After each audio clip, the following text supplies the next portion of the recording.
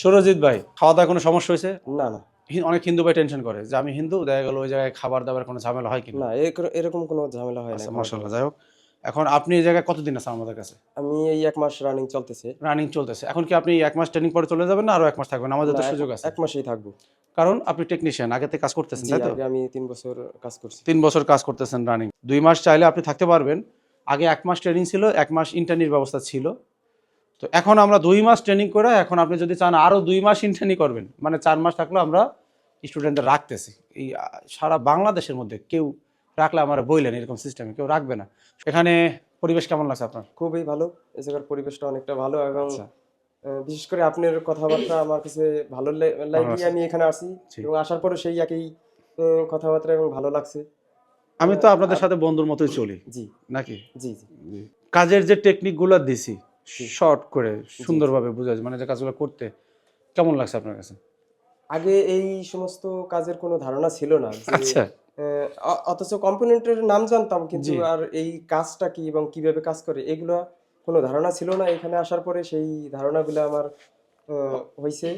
আমার বুঝতে সমস্যা হইতো বা জি, আমি বুঝতাম যে না আমার তো পারবো না, পারবো তাহলে না। আমি আর 1 মাস থাকতাম।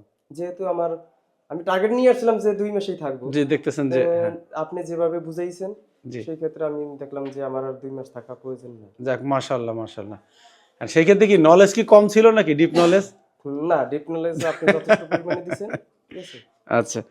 তো এটাই অনেকে এই এই যা শিখাইতেছি এইটা অনেকে দেখা গেল ২ মাসেও তার মাথার উপরেতে যায়। অনেক স্টুডেন্ট আছে এরকম। এখন করতেছে, একটু পরে ভুলে যায়।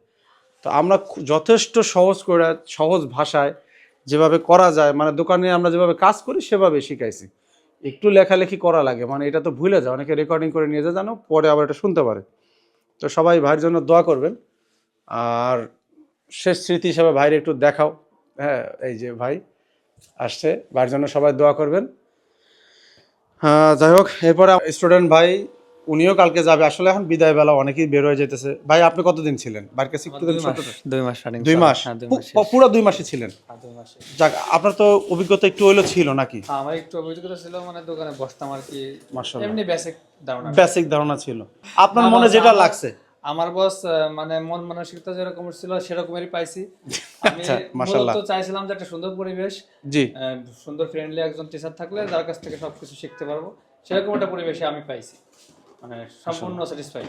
সবাই তো একরকমের না, সবাই একরকমের মতো না, নিতেও পারে না। নিতেও পারে না। ইয়েস, অ্যাডভান্স লেভেলের কাজই তার করতে হবে। অ্যাডভান্স লেভেলের কাজ আসলে যেন সে করতে পারে, এই জন্য মাইক্রোস্কোপটা কিনছে নাকি? জি।